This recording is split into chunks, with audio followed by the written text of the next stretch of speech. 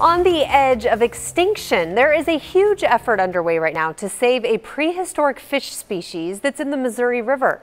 41 Action News reporter Richard Sharp shows us the problem and how scientists are now trying to solve it.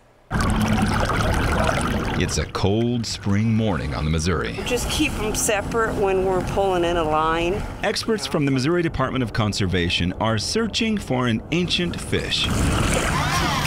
So right now we're pulling in our first trot line. The baited trot lines are turning up lots of shovel-nosed sturgeon. 604. 119. 690.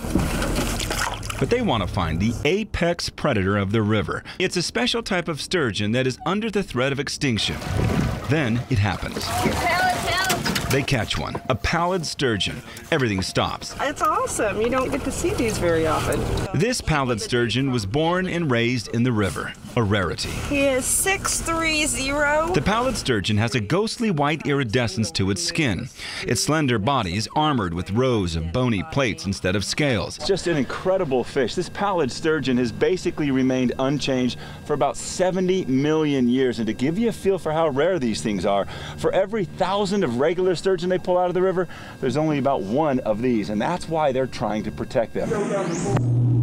At the Neosho Fish Hatchery, fully grown pallid sturgeon are watched closely before their eggs are harvested for breeding. They are still some very mysterious creatures. Breeding pallid sturgeon is harder than almost any other fish. It can take up to 15 years for a sturgeon to be old enough for breeding. They're some of the last living dinosaurs, and they are really truly living dinosaurs. Thousands of hatchery-raised pallid sturgeon have been released into the Missouri so far, but there is a problem. The river's a lot like an interstate. It's very fast-moving. And just like a fast-moving freeway is not a safe place to raise children, a fast-moving waterway is not a great place for small sturgeon eggs.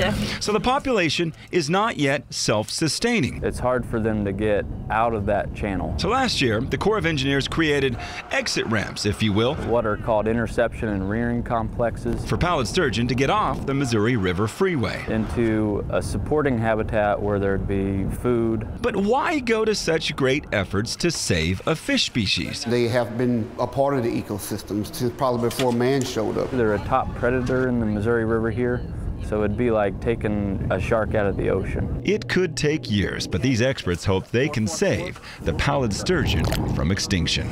In Kansas City, I'm Richard Sharp, 41 Action News.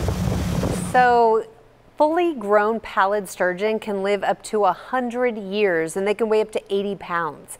Richard told us about the new habitats that he mentioned. They've been created all along the river. There are plans right now to create 10 more such habitats to help the pallid sturgeon population.